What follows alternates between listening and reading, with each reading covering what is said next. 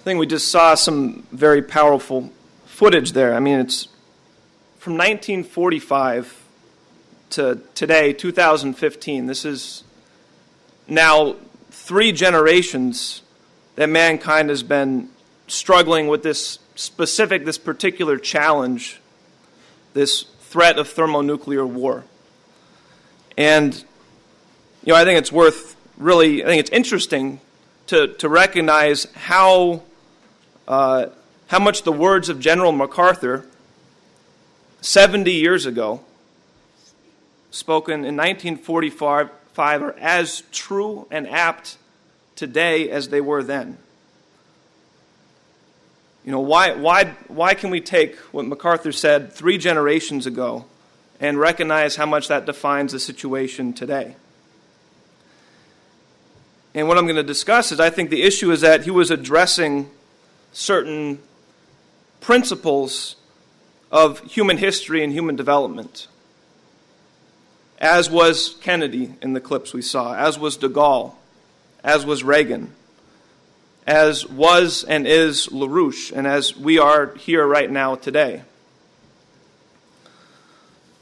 I mean, what are we addressing here? We're dealing with, I think the real issue to take from all this is we're dealing with certain, I would say, scientific principles of the development of mankind. Mankind is a very specific, unique, creative species on this planet and in this solar system. That what we have to recognize in looking at this history is that mankind is a distinct form of life on this planet. We are different from any animal species which we share this planet with. That it's mankind's unique nature to progress, to develop, to advance scientifically and technologically, and to become increasingly a more powerful force on this planet and beyond. That's what makes mankind mankind. And if we deny that, if we deny our true nature, if we deny the powers of thermonuclear technologies, we really deny our own existence as a creative force on this planet. I think the issue is that we have to realize, despite maybe the beliefs of some, we can't go backwards from this challenge. We can't suppress and hide thermonuclear technologies or the understanding of nuclear reactions. These are part of the natural universe, and it's mankind's nature to understand and utilize and master and develop these principles and new principles beyond them. So we can't change that. What we have to change, as has been discussed here today, is this system of empire and oligarchy, which is the leading cause of conflict. As we're discussing here today, as we're facing right now in the world, and as was cited over a 70-year history, this phenomenon of general warfare, and more importantly, the underlying factors which behind general warfare and drive towards general warfare, at this point have to be eliminated. Because if those factors are not eliminated, then mankind will eliminate himself. By mankind's own failure to rise to address these realities of mankind's own development, of recognizing mankind's own existence as a creative force on this planet and in the solar system. So I think what we're looking at in this history, these 3 generations, this process we're looking at here today, this is a certain historical principle that's been acting from then till now. And all these great individuals that we just witnessed chose to understand and address that principle.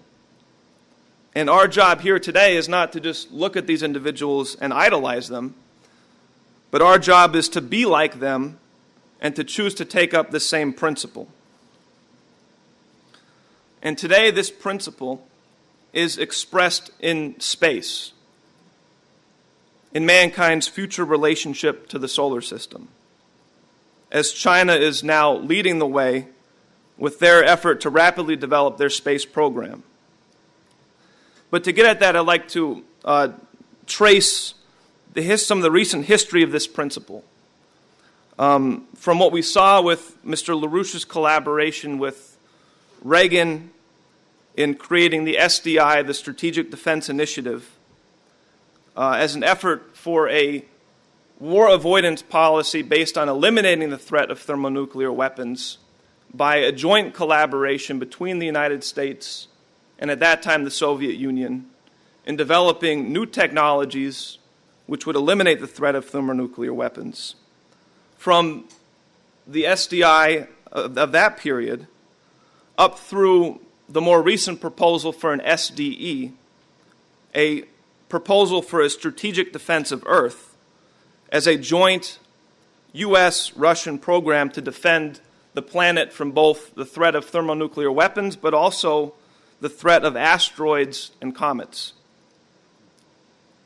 And as will be clear in a second, there is a very deep and clear historical connection between this SDI program proposal and this issue of asteroid defense, planetary defense, because it expresses this same principle.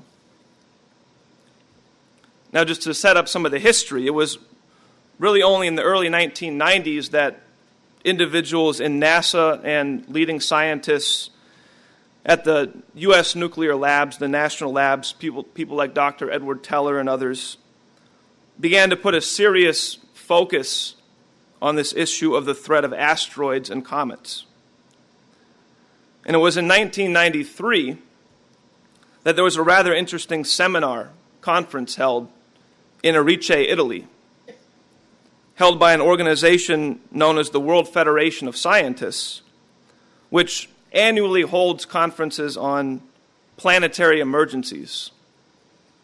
And in 1993, they dedicated an entire event to this subject of dealing with the threat of a collision of an asteroid or a comet with the Earth.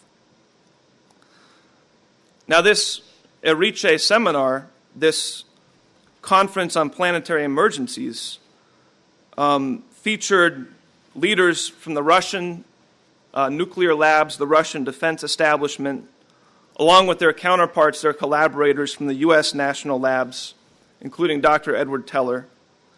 These are the same institutions that were involved in the SDI program a decade earlier. And this 1993 seminar on asteroid defense was exactly 10 years after a famous 1983 seminar in Arice, Italy, on planetary emergencies, which focused on the SDI, which brought together at that time leading scientists in the U.S. and the Soviet Union to focus on this issue of beam defense to eliminate the threat of thermonuclear weapons, taking up what we just heard Reagan put on the table before the nation earlier in 1983. So there's a direct continuity from what we witness here in dealing with this challenge to overcome this threat of thermonuclear weapons to taking this issue further to defend the entire planet from the threat of asteroids and comets. Now, following this conference in Italy in 1993, in 1994, the process was continued and a delegation of leading American scientists went to Russia to meet again with the Russian counterparts in basically Russia's equivalent of Lawrence Livermore, their nuclear lab, what used to be a secret science city, ironically in Chelyabinsk, Russia, which was then hit by an asteroid 2 years ago. So that was in 94. In 95, the next year, the process was continued in a similar event held at the U.S. National Lab at Lawrence Livermore, where the same Russian and American scientists continued this dialogue.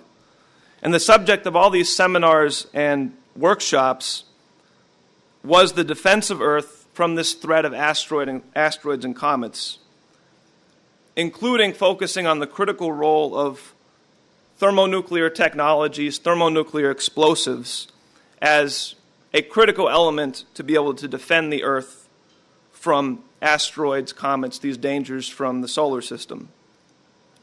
So you had this process continuing, this realization that to deal with the threats that challenge all of the nations of the planet, Russia and the United States, there has to be a collaboration in these efforts. And all of this is important background to what happened in 2011 when Dmitry Rogozin, who at that time was the Russian envoy to NATO, particularly on the issue of missile defense systems and nuclear missiles, where he posed that instead of the United States continuing this advance of NATO, instead of the United States pursuing this positioning of NATO systems right on Russia's border, as we'd promised we wouldn't, he said, why don't we instead retake up this idea of collaborating on both eliminating the threat of nuclear missiles, a missile defense program, and collaborating on this threat of planetary defense, addressing this challenge of asteroids and comets. The same principle as the SDI, really the same principle going back to MacArthur. Now, as we've taken some time, and as we know today, so this was in 2011. The United States didn't do this. We followed the policy of Wall Street and London. We continued the advance of NATO onto Russia's borders. We've run a regime change operation in Ukraine. We've been following the path of folly that MacArthur warned of 70 years ago. And we're at the point now where this has to stop, or civilization is going to cease to exist. The principle of the issue is today the same as it was in 1945.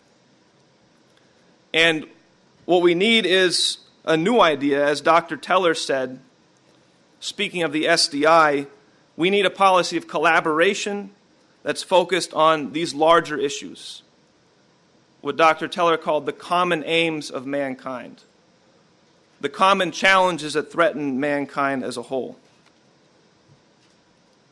So here we are today. It's almost exactly 2 years to the day since this asteroid exploded over Russia, over Chelyabinsk, Russia. It was February 15th, 2013, 2 years tomorrow. And as people remember, this was a complete surprise. No one saw this coming. There was no warning that this asteroid was going to hit the Earth. And in fact, we still don't know even where the vast majority of asteroids are in our immediate neighborhood of the inner solar system. We are effectively flying blind through the solar system through a field of literally millions of asteroids, any one of which could do major damage, could take out a city, a nation, and some of these things even threaten the entire planet. And we're no closer today to being able to deal with that threat. Some advances have been made, but we have not really taken on the challenge that was put on the table back in the early 90s. We don't know where the vast majority of these asteroids are. We have no serious defense system that could stop an asteroid or comet, even if we knew one was coming. So I think this just takes us back to the beginning, the principle of the issue that we're dealing with. You know, it is only mankind as a unique creative species on this planet that could even conceive of these ideas. You know, mankind is the only being on this planet, the only form of life, the only creative force that could even have potentially the capability of defending the planet. And it's the same thermonuclear technologies which has made warfare no longer possible, which actually gives us the ability to defend all life on Earth from these asteroids and comets. So I think there's an underlying challenge that mankind as a whole is facing with this issue, and it's this principle of the scientific development of mankind as a creative force that we need to rise to understand and fulfill. That we actually have to, at this point, we have to finally overcome this challenge and collaborate with Russia, collaborate with China, join the BRICS and these other nations. That mankind at this stage in development of human history absolutely requires this type of policy of pursuing the common aims of mankind, that we cannot continue to exist on this planet if we don't commit to that principle. If we don't come to realize that mankind has become such a powerful force on this planet that we have to rise to a new level of existence and a new level of international relations that recognizes mankind as this creative force, not only on Earth, but in the solar system. So I think that's the challenge before us today, to keep this short and to leave some time for questions. We have to take, at this point, positive affirmative actions, recognizing and regarding mankind as a unique force with, frankly, an obligation to defend the Earth and move out into the solar system. And if we don't take that as a positive challenge, then we're not going to be able to overcome the challenge before us today. So.